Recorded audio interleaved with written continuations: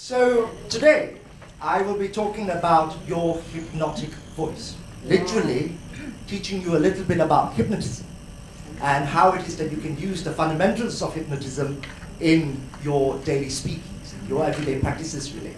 So I was actually coming into the airport yesterday and I was with one of the contestants. She was walking with me and she asked, "Oh, Chris, what are you doing in KK?" And I said, "Oh, I'm going to give a talk." "So what your talk is about?" she says. And I said, "My talk is about hypnotism." She looked at me for a while, smiled, and then quickly looked away. She's like, "Don't look in my eyes." Right? Now, there seems to be, ladies and gentlemen, some sort of a myth behind hypnotism. Let me first articulate that myth for you. So I'm going to show you a very short clip. So pay attention.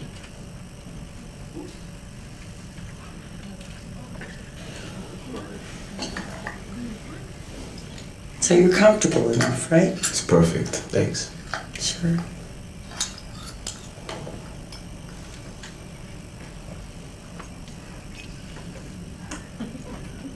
You want to know how it works?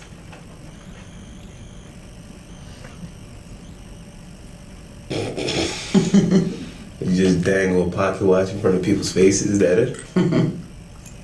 You watch a lot of TV. When I was a kid. Now you're feeling very sleepy. We do use focal points sometimes to guide someone into a state of heightened suggestibility. Heightened suggestibility. That's right. That's right.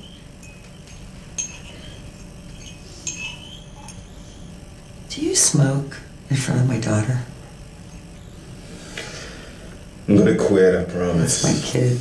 That is my kid. You understand?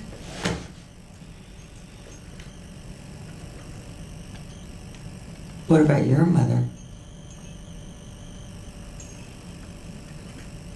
What about her? Wait, are we? Where were you when she died?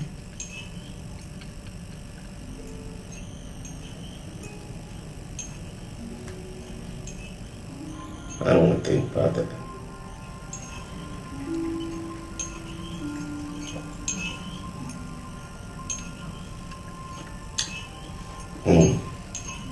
Watching TV. Do you hear the TV? What do you hear? Rain. Rain. It was raining. You hear the rain?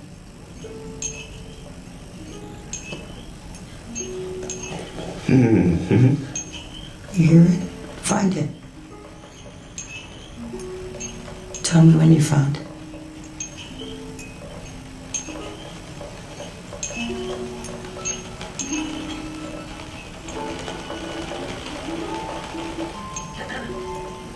Come here, Chris. Look at me. Found it. Where was your mom?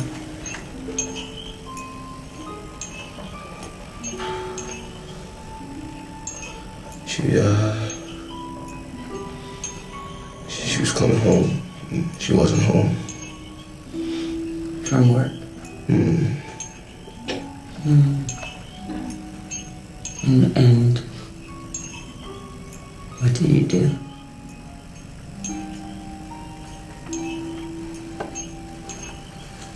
Nothing. Nothing. I just sat there. You didn't call anyone? No. Why not? I don't know. I just thought that if I did, it'd make it real.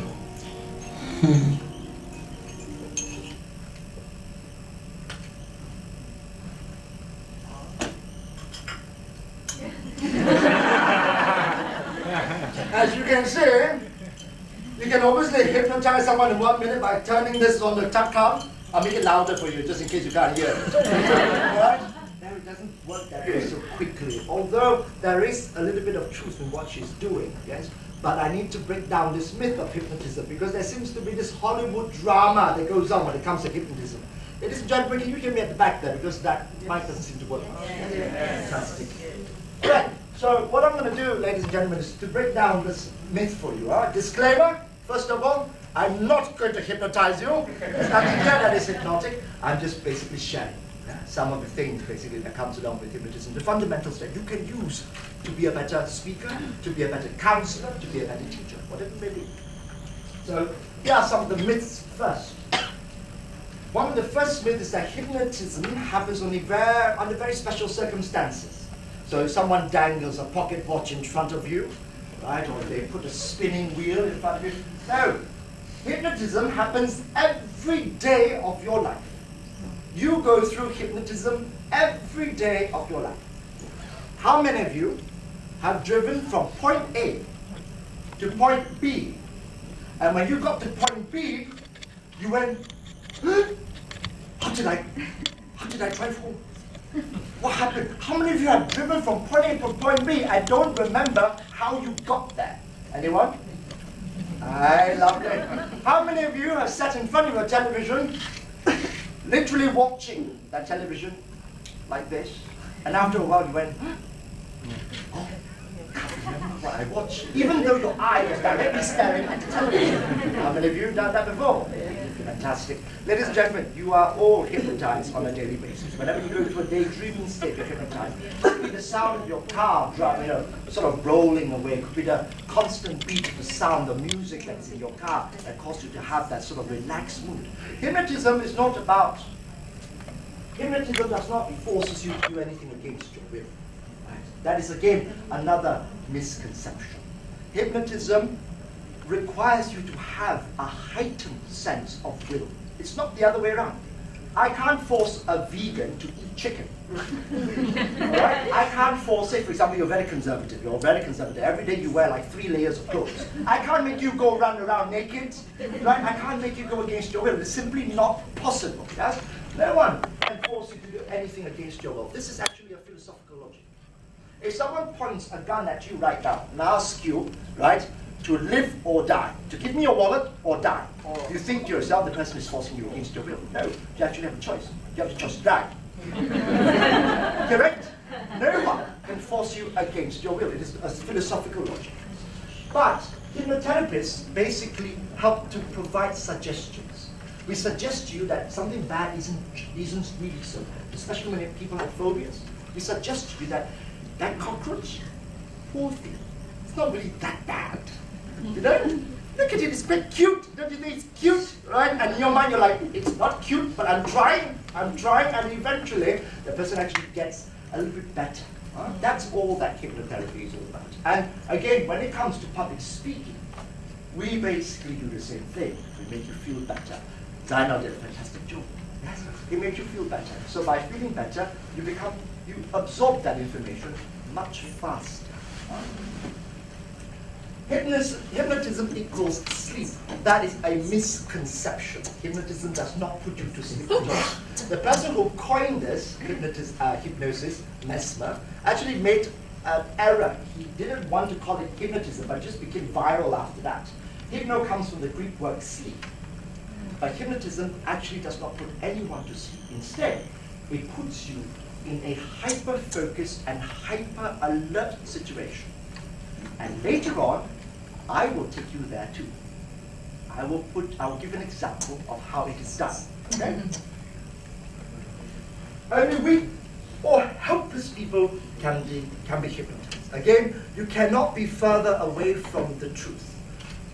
People who are intelligent and strong-willed are the best individuals for hypnotism. Because when we take you into a relaxed state and when we take you into that dreamlike state, we require you to have absolute focus, very strong focus in what you're doing.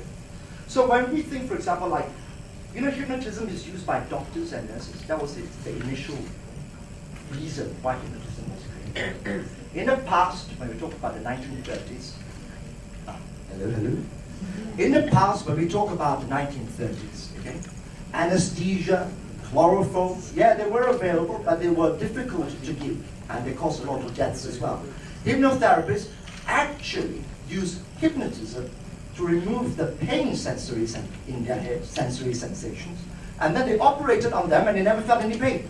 That's what hypnotism was used for, and it can still be used now, especially in dental care. If you learn dentistry, you actually learn hypnotism to help your patients not to go, I wish my dentist did that. I hated the dentist. Every time I went in there, I felt like peeing, and things elsewhere started, losing its, grip on things. And I wish, someone actually hypnotized me. So there you go, right? Intelligent and strong individuals. Next. So the hypnotic effect is not exactly hypnotherapy or transinduction. What I'm teaching you are simply the fundamentals of hypnotism. Just the fundamentals. Enough for you to learn to use it when you are speaking or when you are actually in a situation where it requires you to have some sort of negotiation with another individual. PR, for example. What it is are those three things down here. The first thing that I will teach you is how to reduce the critical thinking of another person, of your audience. The second thing I will teach you is how to create a focused attention so that individuals are really honing in to whatever that you are saying and not bothered with everything else. Again, I'll exemplify this a little bit later on. Finally, desirable unconscious responses. What are they? I'll explain. So here they are.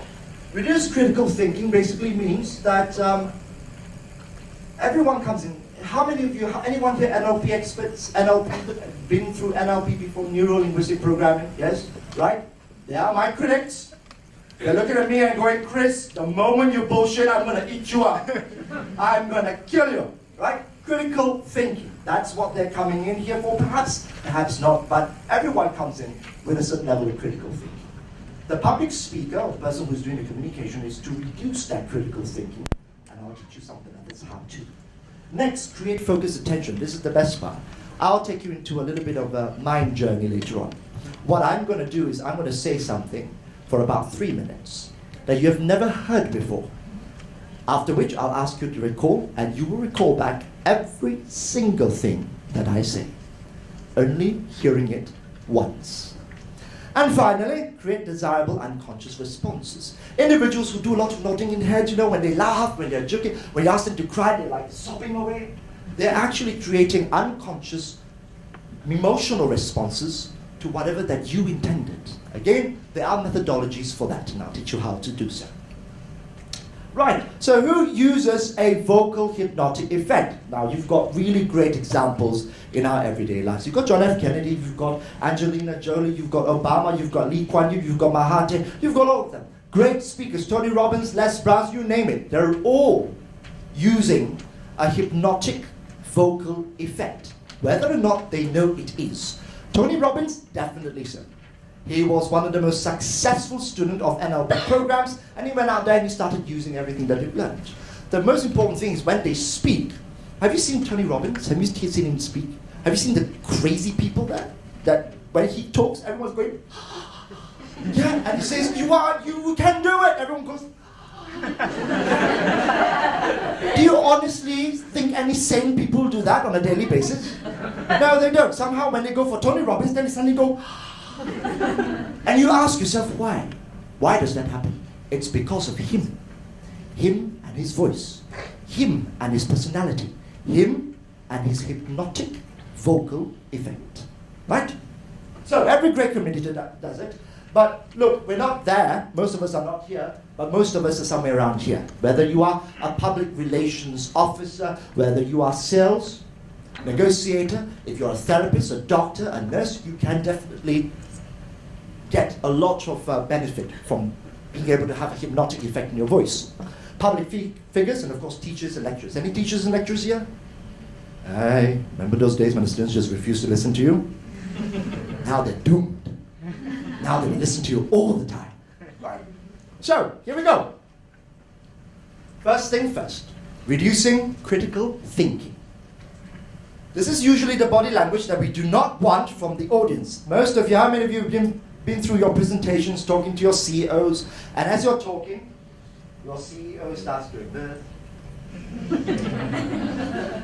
this, right, the face from this, by the time you finish, right, that's when you allow critical thinking to keep on getting through their head. They're not listening to you.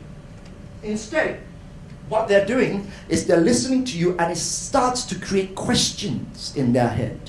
And they're more interested in their questions than they are in you as the speaker or your content, because you allow it to happen.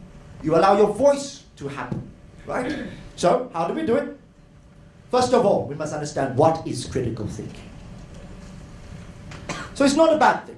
Usually you require critical thinking, especially if you're working on problems, right? Anyone who thinks critical thinking is bad is, don't even think that. You'll be out of a job very soon, right? You need it if you're an engineer, you need it if you're a doctor, because you need to understand the problem, you need to think through it. However, for public speakers, it's not such a good thing. Not in your audience. So all this critical thinking means that we allow them to raise suspicion. There is a level of untrustworthiness in whatever that you're saying, which cause the audience to go, Once they go, that means, oh, you're in trouble, right? Usually what we do is, especially during presentations, if someone starts to go, you go up to them and say, do you have a question? Can I help you? Can I answer? So what you want to do is you want to break the person's uncomfortableness, the person's resistance to you. Now, some of the things that creates resistance are the things that we've learned in Toastmasters, honestly. M's and R's, they're what we call credibility killers. If I talk to you constantly today, like this, and I try to hypnotize you, you're not going to like it. You're going to go, Chris Wu, you're daft. Yes? And you're just going to get out. Because why? You don't sound credible. You sound like you don't know what you're talking about, even though you may be a content expert. And that's where a lot of the professors get it wrong. They go up on stage and they say, I'm a professor. Everyone goes, And when they're up there, they talk as like they don't know their stuff. They go, today it's about maths, and they're nervous. They let the nerves take over. So the students are sitting down there going, man, there's something wrong with this professor. Maybe he bought his professorship or her. What? And it's funny, isn't it? Human beings are immediately affected by the voice that way. They could have Googled out that professor immediately and looked at all his credentials, yet they instead believe what they heard, what they saw. And human beings are always attracted to what they hear and what they see immediately. So we must always ensure that you don't have these credibility killers when you are talking. But don't get me wrong, a little bit of ums and ahs are actually good for you. Yes, I know Toastmasters ums and ahs are very bad. No, a bit of ums and ahs make you human, make you more approachable. So do not be afraid to use a bit of ums and ahs when you're speaking, just don't use too much of it. Failure to have any ums and ahs make you robotic and make you unapproachable. That means they will not trust you. So use ums and ahs strategically. Now, consistently high-pitched voices, they are also a bit of a problem. You are maniacal. Creates loss of credibility and critical thinking. So if I talk to you like this throughout the whole entire time, you're like, Chris Wu, oh my God, you didn't take your pills. Because why? High-pitched voices, when they actually did, this is a study here by Rindy Anderson and Casey Klofstad, two very famous authors when it comes to prosody and neuroscience, especially when it comes to the voice. They say that individuals are attracted to lower pitches than they are to high pitches. And it's instinctual. They give you research all the way up to Darwin, all the way to Ray Birtwistle. So lower voices will create a little bit more authority in what you say. So avoid high pitches, which will cause you to lose that authority, which will cause critical thinking, and then lose that hypnotic effect. You've got the very famous situation of Thatcher and Diana. Both of them started with very high pitches. Thatcher, Margaret Thatcher, first female Prime Minister of UK. Then you've got Princess Diana. Everyone knows Princess Diana. Stuart Pearce were both their mentors. He was an amazing vocal coach. And he coached the both of them to try and lower their voices a bit, because Thatcher couldn't command attention in the parliament because her voice was too high-pitched. Princess Diana sounded too shy, too weak. And so Pearce basically said to Diana, I'm going to give you more gravity to your voice. And so he trained her to have a lower voice. And then, when she started going out there, when you listen to Princess Diana, the first feeling you get is, what a wonderful, compassionate, lovely person this is. And she maintained that persona. She maintained that identity through her voice. So you will never think of Princess Diana as a cruel person. And even if she did something cruel, you'd be like, no, the voice don't seem to match that cruelty. You would choose instead to believe who she created on stage and who she really is. And we don't know who she really is. But when she's on stage, you know that she's that compassionate, wonderful, kind individual. Because she shaped hypnotically in her audience that perception of who she is. Yeah? And of course, vocal frying has the same effect. Vocal frying basically means that you know what I know voice to this level. You sound somewhere between a parrot who ate a frog. That's what you sound like. Kim Kardashian, you know her, yes, poor thing, right? And all those girls who try to emulate her, even more poor things. Right? So they try to lower their voice because they think it is supposed to be sexy. No, it's not sexy, it makes you sound terrible. And so vocal frying is also a terrible thing. Don't dip too low, don't go up too high. Just try and maintain a conversational level. Right. So how do we avoid this look when we are doing public speaking, to avoid critical thinking? Very first thing you want to build up is your credibility. When you walk up here, say for example you're doing first time public speaking, you've never done it before, you're training, in-house training, especially for your organization. The first thing that you want them to think of you is someone who is credible. List down your credibility in the front. Say, good morning ladies and gentlemen, thank you very much for having here. My name is John. Right? I know most of you know this, but allow me to just tell you some of my credentials before we start so that you know that I'm not going to take you all for a merry-go-round. And when you do that, when you start letting people know your credentials, they start nodding their head and going, aha, this person is not going to take me on the merry-go-round. This person knows what he or she is saying. And that creates ethos, that creates credibility, and that immediately dampens down critical thinking. Yes?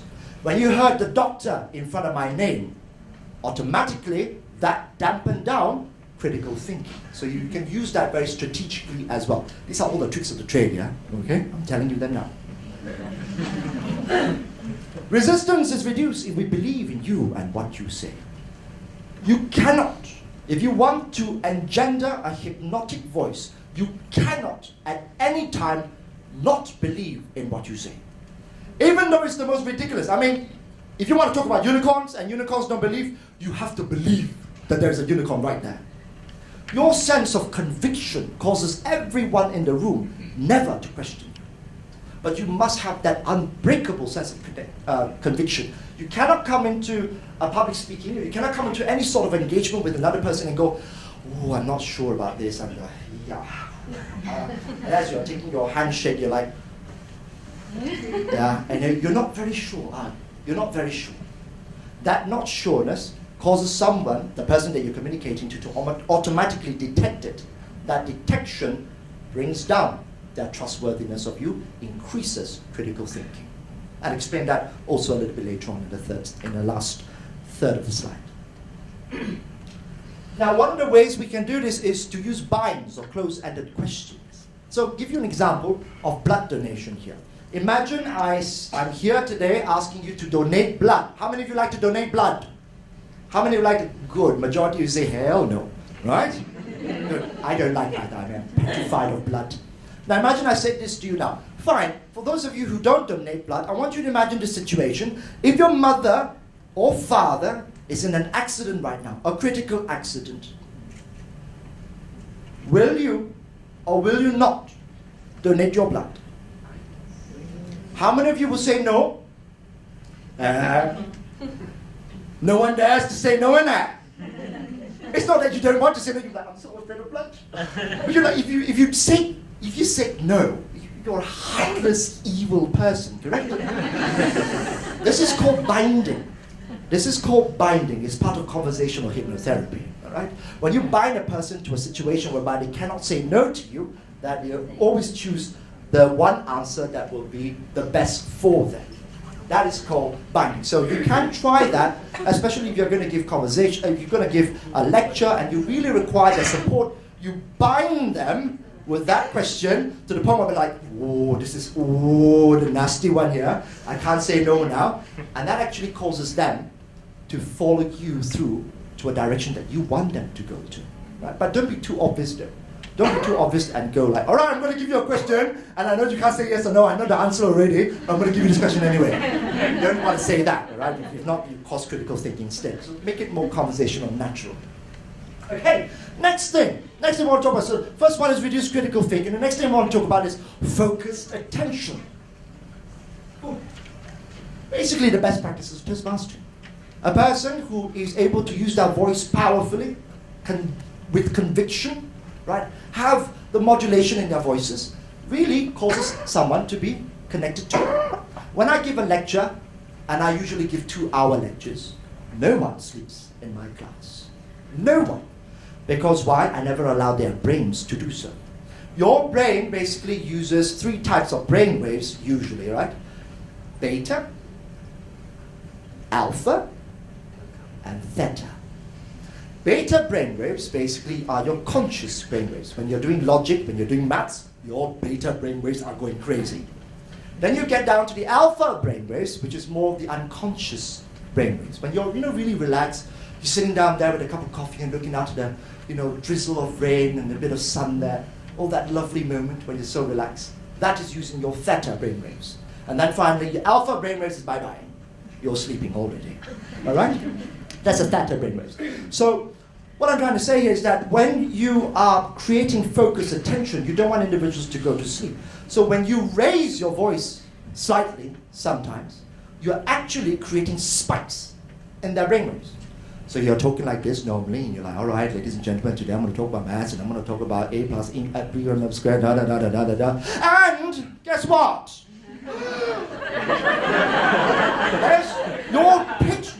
Yes, your pitch raise causes them to do this. Their brain spikes, so they've got no chance to actually go like that, because every time they're about to go like this, they're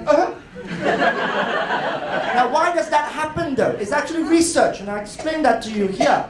Niwano and Sugai in 2013 actually wrote an article on baby talk. They realized that babies are not attracted to you because you do this. No, babies don't get attracted to that because the baby can't see. Many people think that babies can see very clearly. They can't.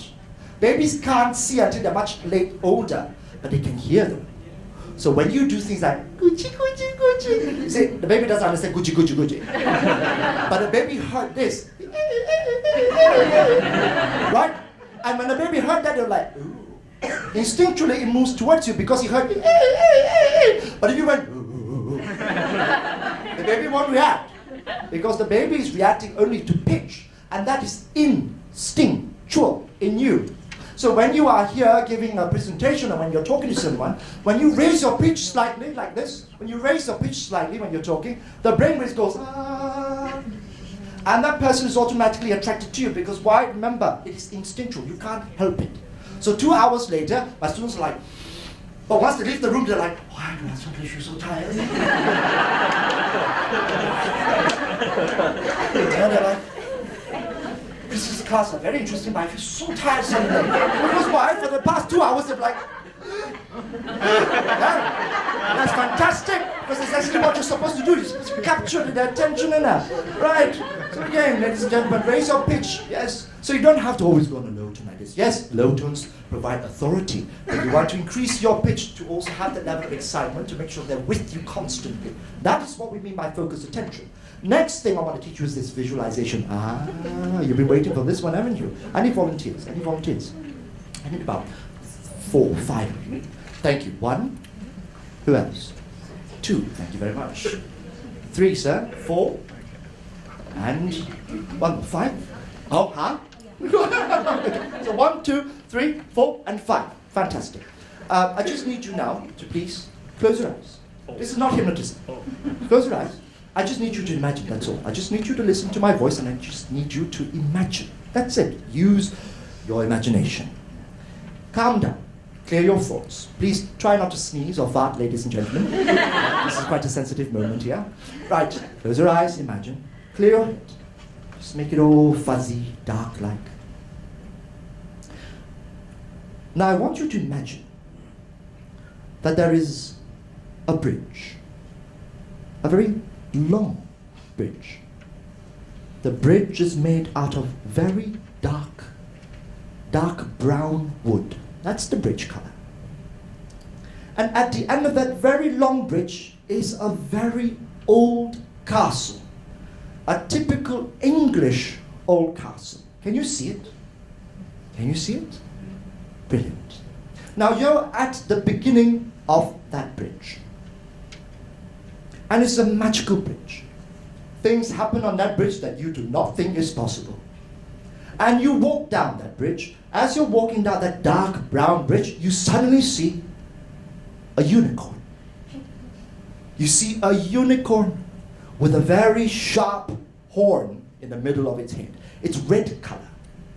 And you're scratching your head going, why is that unicorn there? So you ask the unicorn, what on earth are you doing on this bridge? And the unicorn looks back at you and says, I'm so bored of being inside that castle. You made a shrug. You continued walking down that bridge. As you're walking down that bridge, you saw something green and shining in the middle of that bridge. So you keep walking towards it, and you realize it's a very cute frog, but the size of your palm, quite massive. And at the back of that frog's back is E equals MC square, sort of imprinted on its back. Curious creature, isn't it?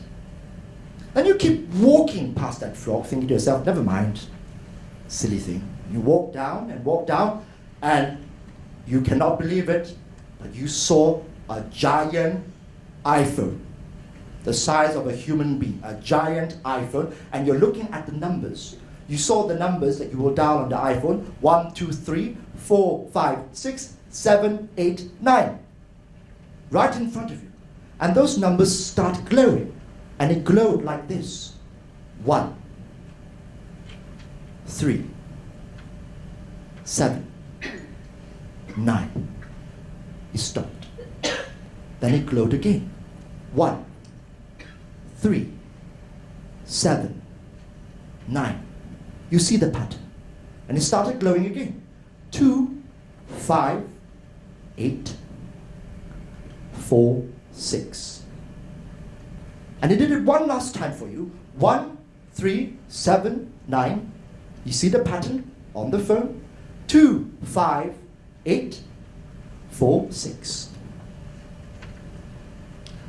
And now you start walking down that path again because you want to reach that castle. And when you reach that castle door, it was a humongous door you've never seen before. It rises all the way up to the heavens, massive door.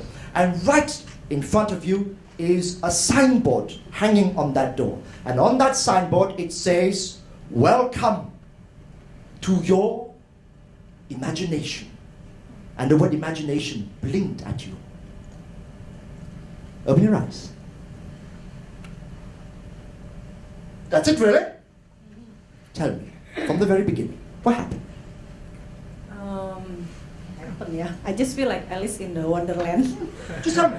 Start recall everything. Okay, first I walk in the very dark place, and then there's a very dark, brown dark color bridge, and I have to go through that bridge.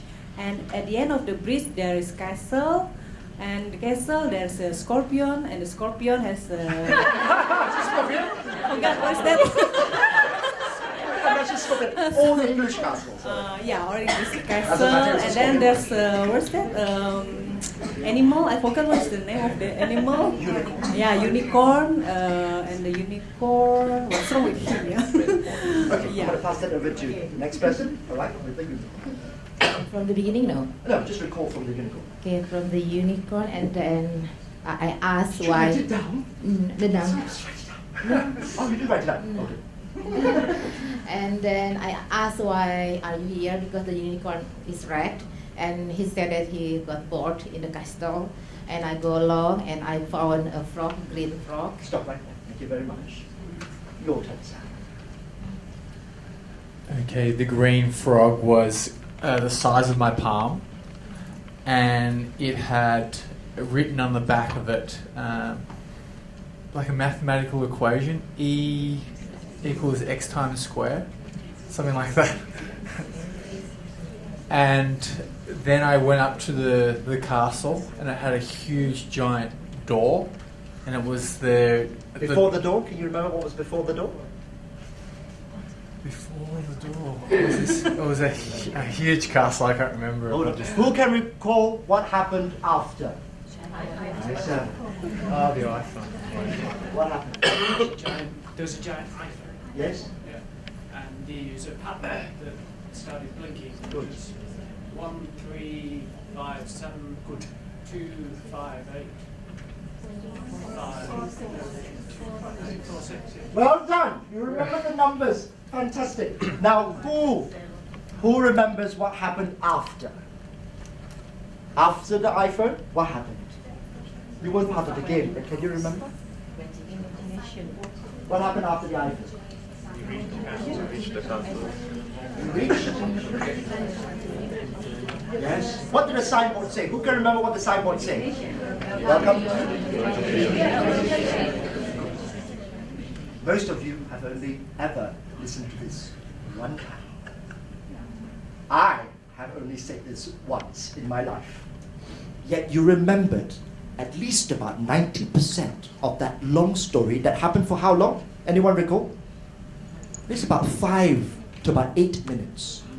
5 to 8 minutes of listening to something only once. But then you recall it. You recall numbers that you could never recall. If I give you those numbers in a line right now, you would never be able to recall it. But once you visualize those numbers, you don't forget, because why? You see it as a pattern. So you know when someone gives you a phone number, don't ever try to remember those numbers. Remember the pattern of that number. You will never forget it. Now, when it comes to hypnotism, the same thing happens. The hypnotist doesn't put you to sleep. The hypnotist takes you on a journey that makes you hyper-conscious. That was the moment when you were hyper-conscious. You saw everything in stark detail. You saw the unicorn, you saw the horn, you saw E equals MC square on that frog, and if you stack that again and again and again, you become it becomes part of your memory. And you will start believing in that you are in. So hypnotherapists take the person in to say, for example, want to make you relax. I'll ask you, what place makes you happy? Is there a happy place in your childhood? Could be a garden, could be the playground, whatever it may be. When they get in there, they become hyper-conscious. They start seeing things, and they are absorbed in that. When you are talking, when you are giving public speeches, you do the same thing. You give them visuals, you give them imageries, so that they take home with them that image of what you said. Because the brain cannot handle small bits of data. If I ask you right now, remember the last sentence of the movie you watched? Anything. You heard them talk a lot, isn't it? You've been listening to them talk the whole entire 2 hours. Just give me one sentence of what they said. Remember the words? No one remembers. But if I ask you to remember a scene from the last movie you watched, can you remember that? The brain cannot handle very small bits of data. It groups things together to make it easy for it to remember. Visuals, images, sounds, that's what the brain remembers. It does not remember small bits of data. This is called Gestalt theory. So it's something for you to remember. When you are giving a presentation, you want people to remember you, you give them visuals. How much time do I have left? Oh my God, I don't have much time left. Okay, you know how I get excited about these things. Very quickly, ladies and gentlemen. Basically what I'm trying to say here is another way to have focused attention is through emphasis. If you looked at these things here, you only see the circles.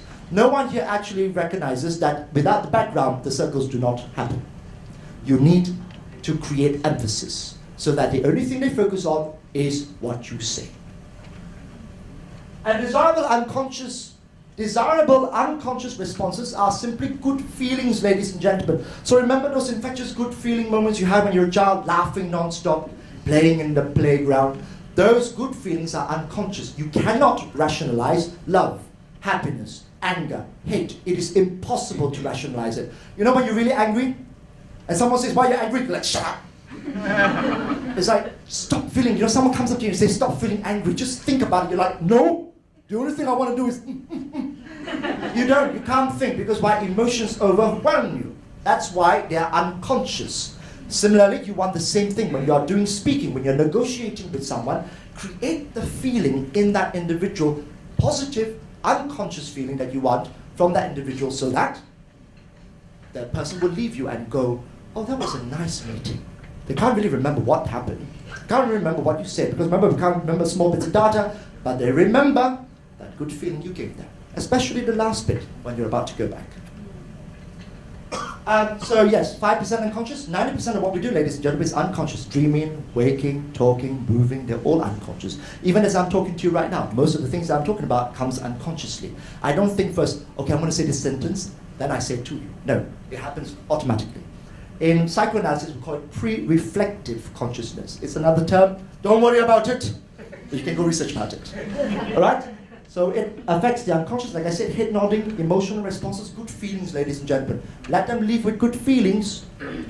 You have achieved that hypnotic vocal effect. Yeah, humor and laughter. What Zainal taught you before. Very important. If you can make someone laugh just a little bit when you are giving a presentation or when you're giving a speech, it will really make them lose their inhibition and their critical thinking towards you. And it is all research here, by the way, yes? You can go and talk research and find out more from Robert Provin, yes? Professor of psychology. Brilliant, brilliant work from that man.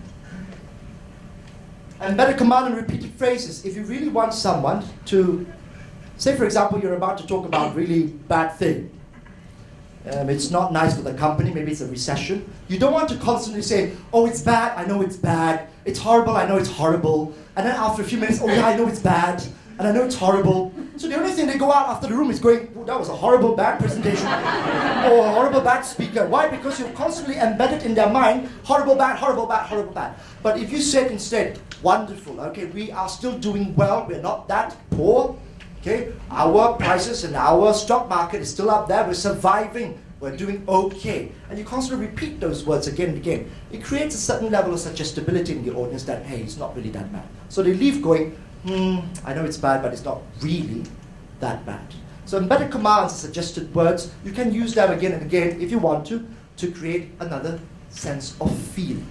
But again, if they really hate you, or if they really don't like what you're talking about, there is nothing in your suggestibility that can change that. Remember, hypnotism cannot force people against their will. You can only suggest.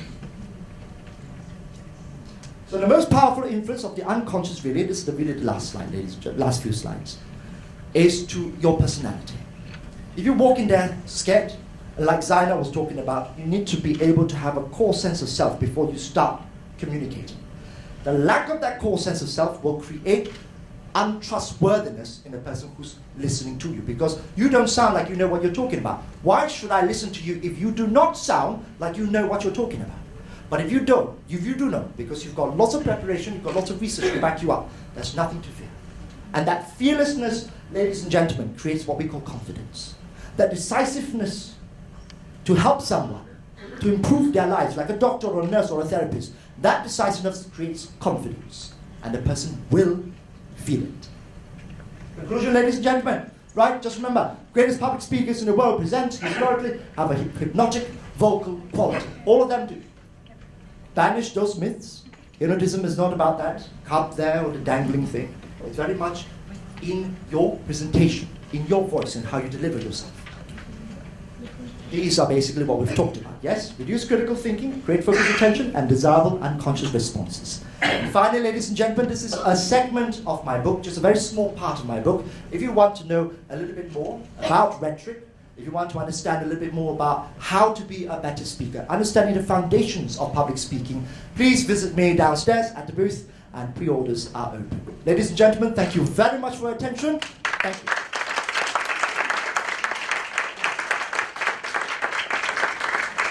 you.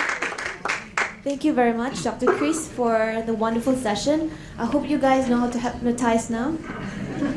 May I please request Dr. Chris to please remain on stage as our organizing chairperson, Johan Amelin, would like to present your token of appreciation for your wonderful session.